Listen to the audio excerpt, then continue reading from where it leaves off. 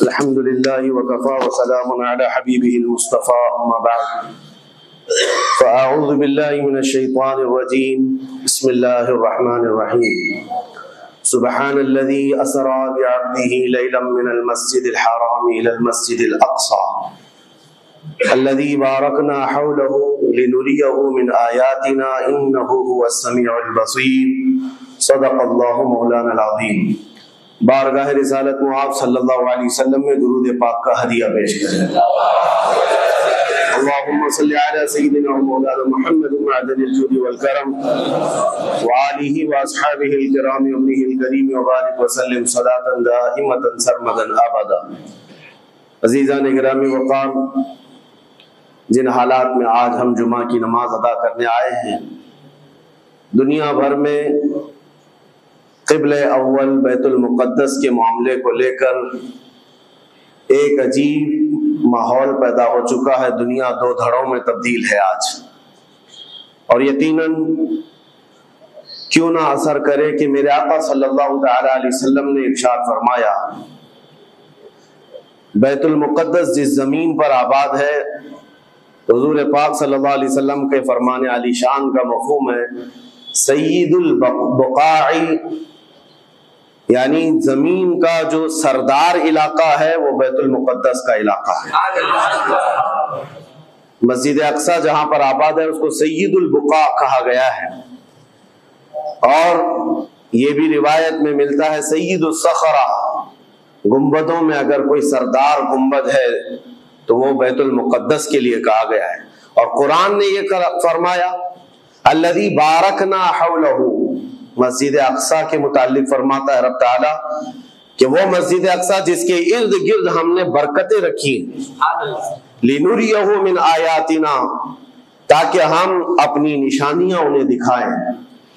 تو یہ اللہ تبارک و تعالیٰ کی اس مقدس سرزمین جس کو ارض مقدس کہا گیا ہے، نام ہی میں مقدس موجود ہے، اور یہ آج سے نہیں بلکہ روایت میں ہے خانہ کعبہ کی تعمیر کے فوراً بعد حضرت ابراہیم علیہ السلام نے بیت المقدس کی تعمیر فرمائی، اور ہزاروں انبیاء اکرام علیہ السلام کا وہ قبلہ رہا، اور وہ ان کی مرکز عبادت بھی رہا، اور ایک نہیں تقریباً 30,000 کے قریب انبیاء اکرام علیہ السلام مسجد اقصی کے ارد گرد دفن ہیں، آرام فرمائیں۔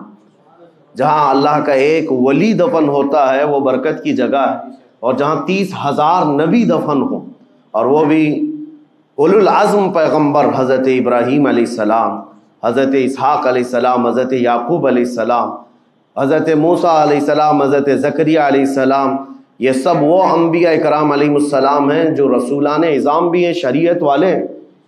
یہ سب بیت المقدس کے ارد گرد ہیں۔ یہاں پر کچھ بھی اثر ہونا پوری دنیا پر بھی اس کا اثر پڑتا ہے، اور آج ہم دیکھ رہے ہیں جو حالات پوری دنیا میں پیدا ہوئے ہیں، اور چاہے وہ یورپ ہو کہ امریکہ ہو، افریقہ ہو کہ رشیا ہو، عرب ممالک ہوں کہ ہند ہو، ان سب کو کچھ نہ کچھ کہنے کی آج ضرورت پیش آ رہی ہے۔ کیوں؟ اس لیے کہ وہ ایسا سینٹر ہے، ایسا تقدس ہے وہاں پر جس میں پوری دنیا انوالو ہو ہی جاتی ہے، اور برسوں سے لے کر وہ جنگ کا میدان رہا، اور حضور پاک صلی اللہ تعالیٰ علیہ وسلم نے بیت المقدس کے لیے کیا فرمایا؟ صحابہ نے جب اس زمین کے بارے میں پوچھا تو میرے آقا نے فرمایا وہ حشر و نشر کی جگہ ہے، حشر و نشر کی جگہ ہے، یعنی قیامت کے قریب سارے لوگوں کو ادھر ہی ہانک دیا جائے گا، اور قیامت وہیں آنی ہے۔ حشر و نشر کی جگہ ہے، حضور پاک صلی اللہ تعالیٰ علیہ وسلم نے فرمایا، اور فرماتے ہیں میرے آقا ہو سکے تو تم جا کر اس میں نماز پڑھ لو، اس لیے کہ اس کی ایک نماز دوسری مسجدوں کی 1000 نمازوں سے افضل ہے۔ یہ مسجد اقصی کے متعلق میرے آقا صلی اللہ علیہ وسلم کا فرمان عالی شان ہے۔ پھر صحابہ اکرام نے پوچھا کہ اگر کوئی جا نہ سکے میرے آقا بیت المقدس اور نماز پڑھنے کی اس کو استطاعت نہ ہو وہاں جا کر، تو کیا کرے؟ حضور اکرم صلی اللہ علیہ وسلم نے فرمایا کم از کم تیل کا ہدیہ تو بھیج دے تاکہ وہاں چراغ جلانے کے کام آئے۔ یہ حدیث پاک میں ابن ماجہ کی حدیث ہے۔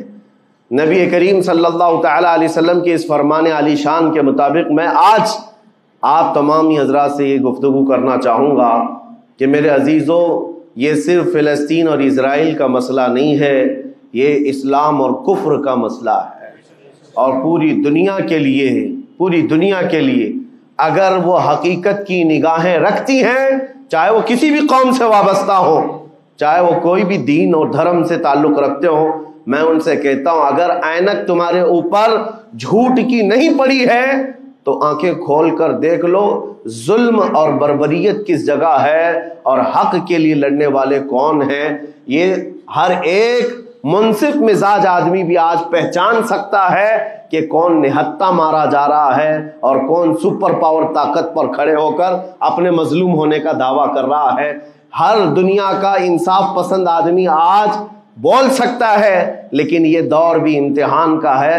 جتنے کیڑے مکوڑے دل میں بغض و عداوت رکھتے ہیں اسلام کے، وہ ظالموں کے ساتھ کھڑے ہوئے نظر آتے ہیں، آج ظالموں کے ساتھ کھڑے ہوئے نظر آتے ہیں۔ نبی کریم صلی اللہ تعالی علیہ وسلم نے فرمایا مسلمانوں آپ اپنی اوپینین، اپنی رائے کیا رکھتے ہیں یہ بہت امپورٹنٹ ہے، دنیا کیا کہتی ہے اس سے مجھے غرض نہیں، تمہارا تعلق تمہارے نبی پاک کے فرامین سے ہے۔ خبردار خبردار تم کبھی ان ظالموں کی حمایت میں نہ آنا، ورنہ قرآن کہتا ہے وَلَا تَرْكَنُوا، اللہ تعالیٰ فرماتا ہے اس طرف تم توجہ بھی مت کرنا، جھکاؤ بھی مت رکھنا جس طرف ظالم گئے، جس طرف ظالم گئے ہیں اس طرف جھکاؤ بھی مت رکھنا۔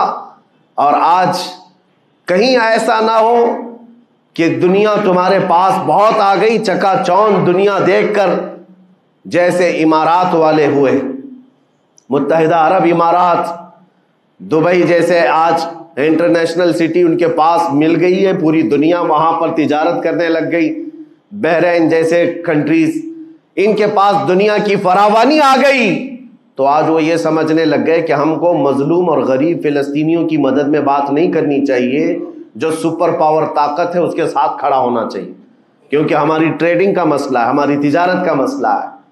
وہ یہ بھول گئے کہ ان کا اسلام کہاں ہے، ان کے آباء و اجداد کی روایت کہاں ہے۔ لیکن میں آپ سے کہتا ہوں ان کے نقشے پر چل کر کبھی اپنی رائے کو بدل نہ دینا۔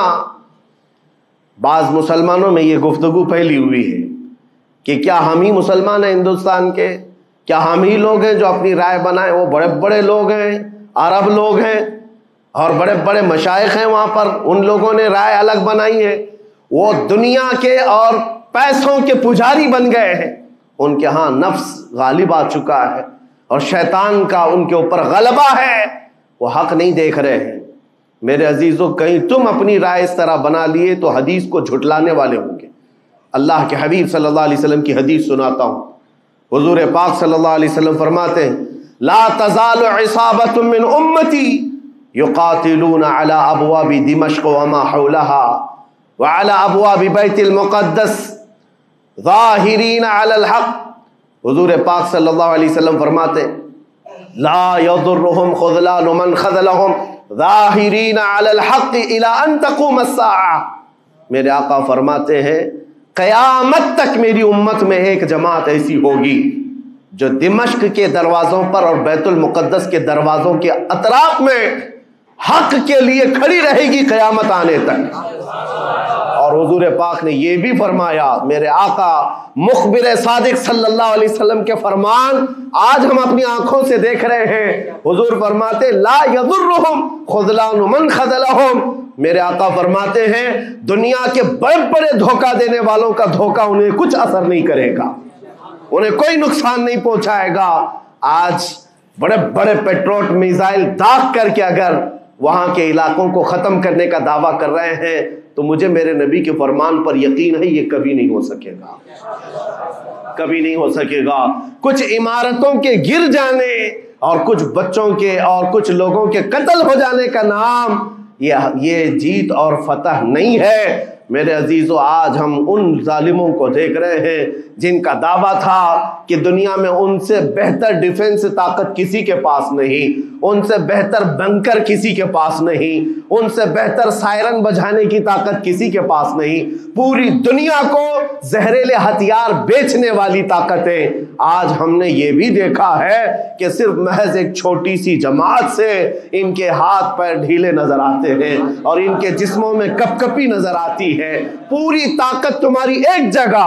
میں بھی چند دنوں قبل عمرہ میں تھا جب یہ پڑھ رہا تھا کہ ایک چھوٹی سی جماعت جس کو پوری انٹرنیشنل دنیا مل کر کے آتنکواد گھوشت کرتی ہے، امریکہ ہو، یو کے ہو اور دوسری بہت ساری طاقتیں، وہاں پر فلسطینیوں کی حمایت میں لڑنے والے ان مجاہدین کو یہ آتنکواد کہتے ہیں، ٹیررسٹ کہتے ہیں، جو اپنے چھوٹے سے علاقے کو بچانے کے لیے اپنی جانیں دے رہے ہیں، وہ آتنکواد ہیں، وہ ٹیررسٹ ہیں۔ ان کے پاس کھانے پینے کی چیزیں نہیں رہ گئی، ان کی کرنٹ سپلائی بند کر دی گئی، ان کا پانی بند کر دیا گیا، پھر بھی وہ آتنکواد ہیں۔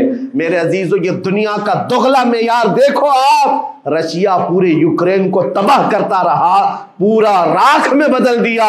ان ظالم کتوں کی زبان پر کبھی نہیں آیا کہ رشیا آتنکواد ہے یا رشیا ٹیررسٹ ہے۔ یہ میڈیا میں بھونکتے رہے، رشیا اور یوکرین کی وار چل رہی ہے، زمین کا مسئلہ ہے۔ ارے ہزاروں لوگوں کو رشیا راکھ میں بدل کر رکھ چکا ہے، کیوں نہیں بولتے اس کے متعلق؟ کیوں نہیں کہتے کہ وہ آتنکواد ہے؟ اس لیے کہ یہ ظالم دجالی میڈیا جتنے ہیں، انہیں پتا ہے ان کے باپ داداؤں سے بڑی طاقت اس کے پاس موجود ہے۔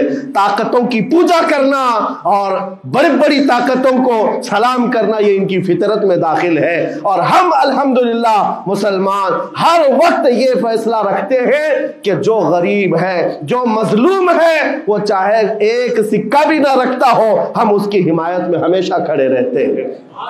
یہ اسلام کی خاصیت ہے۔ ہم طاقت و قوت اور تخت کو دیکھ کر کسی کی حمایت میں نہیں کھڑے ہوتے، بلکہ حق و باطل کو دیکھ کر اگر مظلوم چھوٹی سی جگہ پر بھی ہے تو ہم اس کے ساتھ کھڑے ہیں۔ اسلام میں ہو یا نہ ہو، اگر وہ مظلوم ہے تو اس کی آواز ہم اٹھاتے ہیں۔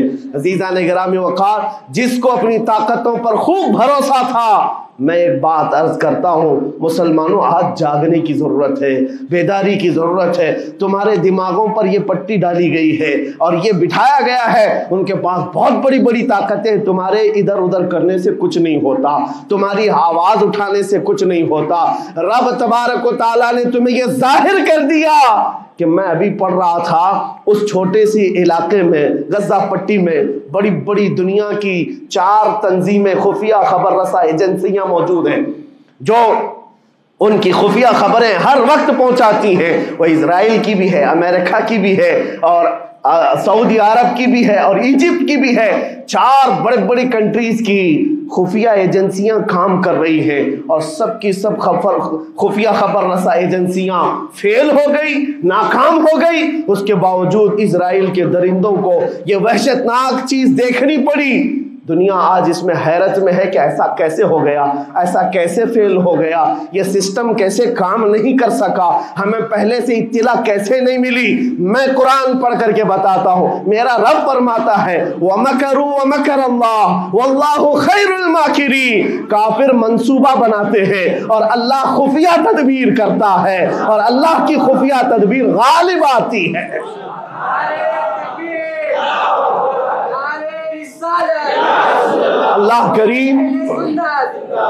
اللہ کریم جب خفیہ تدبیر فرماتا ہے، سارے سسٹم فیل ہو جاتے ہیں، دنیا کی طاقتیں ہیچ ہو جاتی ہیں۔ آپ کبھی یہ مت سمجھنا کہ دنیا کے پاس بہت بڑی طاقتیں ہیں، نہیں مسلمانوں، ایمان اس کا نام نہیں ہے۔ اقبال نے بہت پہلے کہا تھا، اللہ کو پامرد یہ مومن پہ بھروسہ، ابلیس کو یورپ کی مشینوں کا سہارا۔ ان کے پاس یورپ کی مشینوں کا سہارا ہے، لیکن مسلمان کو اپنے رب کی طاقت پر بھروسہ ہے۔ میرا رب غالب حکمت والا ہے اور وہ قدرت والا ہے۔ جس وقت رب تعالیٰ چاہے، کیا آپ نے تاریخ نہیں پڑھی، وہ اگر اپنے نبی کی حفاظت کرنا چاہے تو مکڑی کے جال سے حفاظت کرتا ہے، کبوتری کے انڈوں سے حفاظت کرتا ہے۔ وہ اپنے حبیب کی حفاظت کرنا چاہے اور کسی نبی کی حفاظت کرتا ہے، مچھلی کے پیٹ میں رکھ کر کے یونس کی حفاظت کر رہا ہے، اور ابراہیم علیہ السلام کو آگ میں ڈال کر کے بھی اس تپش سے بچا جا رہا ہے اور اسماعیل علیہ السلام کی گردن پر چھری چل رہی ہے، پھر بھی اس چھری سے بچانے والا مولا کون ہے؟ اور سمندر میں اتر جانے کے بعد موسیٰ علیہ السلام کی بڑی فوج کو راستے دینے والا مولا کون ہے؟ آپ جانتے ہیں ابراہیم علیہ السلام کو آگ سے بچانے والا، یونس علیہ السلام کو مچھلی کے پیٹ میں زندہ رکھنے والا، موسیٰ علیہ السلام کو سمندروں میں راستہ دینے والا وہی خدا ہے جو اپنے حبیب کو کفار مکہ کے ہر ظلم سے بچانے والا، ان کے رات کے منصوبوں کو خاک میں ملانے والا، میرے حبیب کو ان کافروں کے سامنے سے ایسے گزارنے والا کہ وہ کافروں کی آنکھیں ہمیشہ کے لیے اندھی ہو کر رہ جائیں۔ وہ مولا کل بھی تھا، آج بھی ہے اور ہمیشہ رہے گا۔ وہ اللہ حی و قیوم ہے، اس کی ذات پر توکل رکھو، یقین رکھو۔ آج دنیا کے ان حالات کو دیکھ کر مسلمانوں کا ایمان اور مضبوط ہو جائے اور مضبوط ہو جائے۔ آپ یہ سوچتے ہوں گے ہمیں کیا کرنا چاہیے، ہم یہاں بیٹھ کر کیا کریں؟ میں تو اس بات کو کہوں گا آپ واٹس ایپ جہاد میں مصروف نہ رہیں، ادھر کی ادھر چیزیں شیئر کرتے ہوئے گھر میں بیٹھ کر کے رات بھر اپنی مرغن غذاؤں میں اور بستروں پر سوتے رہے نہیں۔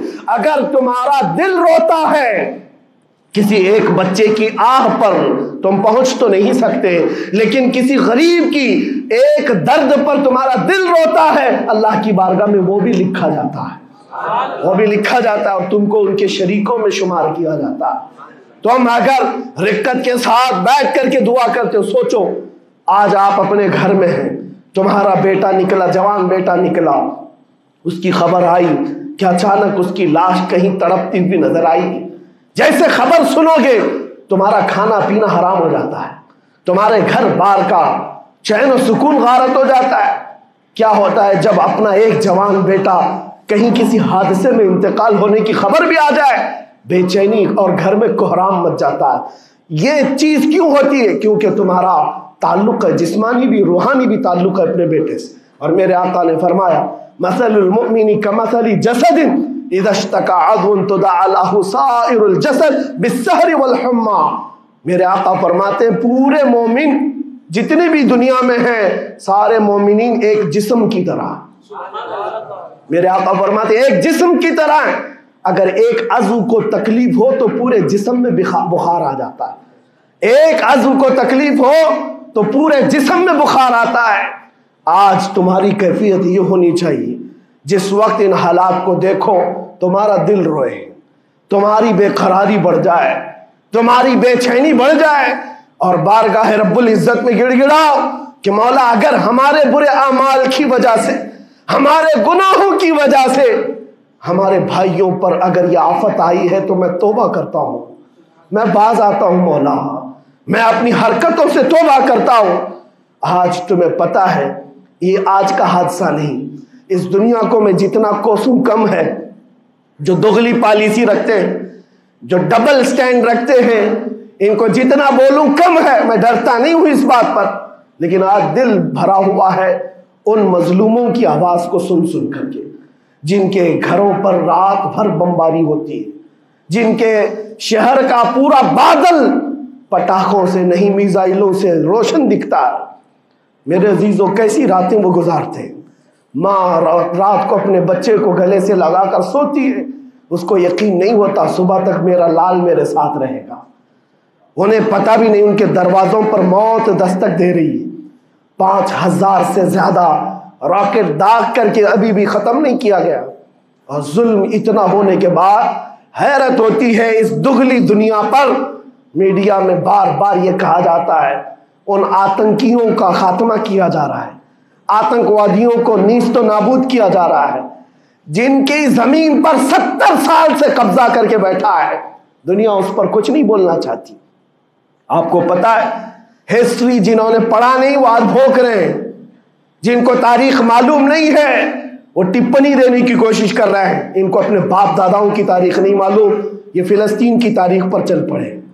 پتہ ہے 1917 میں صرف 4000 یہودیوں کو رہنے کی اجازت دی گئی تھی، جب یہ پوری دنیا سے مارے مارے گھوم رہے تھے، ان کے لاکھوں یہودیوں کو مار کر ختم کیا گیا تھا۔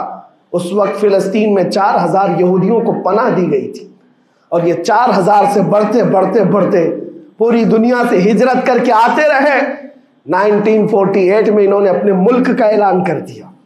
دنیا کو یہ نہیں پتا ہے، آج سب پتا ہے. نقشہ دیکھ دیکھ کر کے سب شیئر کر رہے ہیں.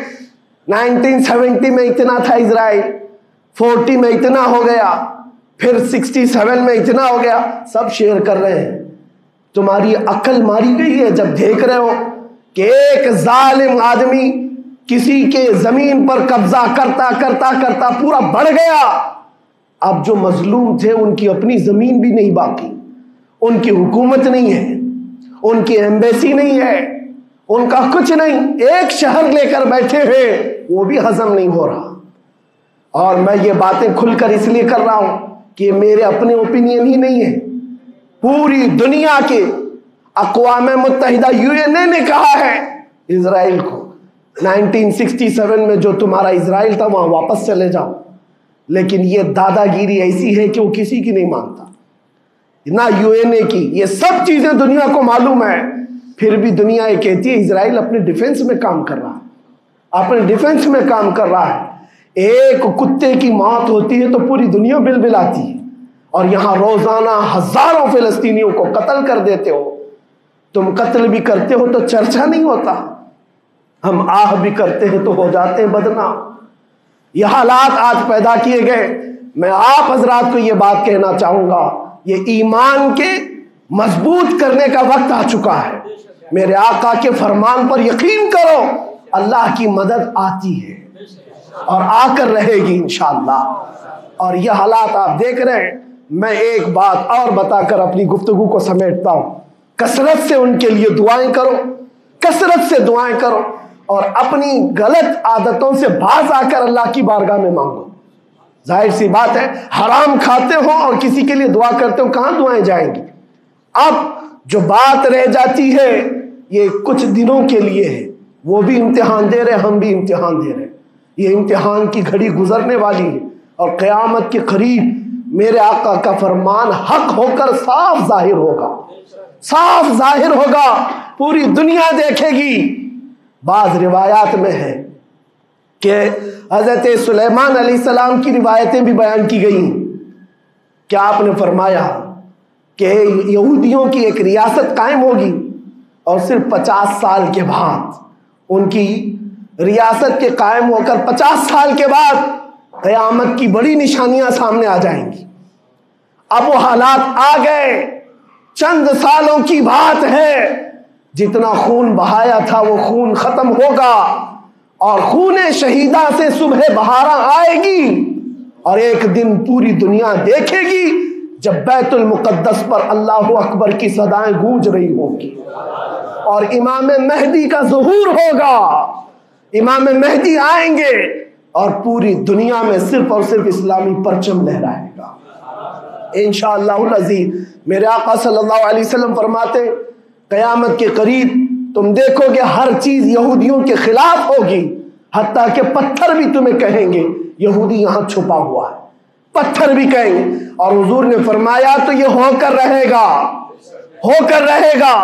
اس لیے ان کی طاقتوں پر نہ جاؤ، ان کی قوتوں پر نہ جاؤ. آج جب ایک چھوٹی سی جماعت نے تمہارے ڈیفنس سسٹم کو للکار کر رکھ دیا ہے، وہ وقت بھی آئے گا جب خدائے جلال و جبروت والے مالک خدا کو، اللہ کریم کو جب یہ دکھانا ہوگا کہ اللہ تعالیٰ ایمان والوں کی کیسی مدد کرتا ہے، تو وہ دن بھی دیکھو گے جب کیڑے مکوڑے اور حشرات کی طرح ظالم حکومتیں فنا ہو جائیں گی. انشاءاللہ وہ وقت آئے گا.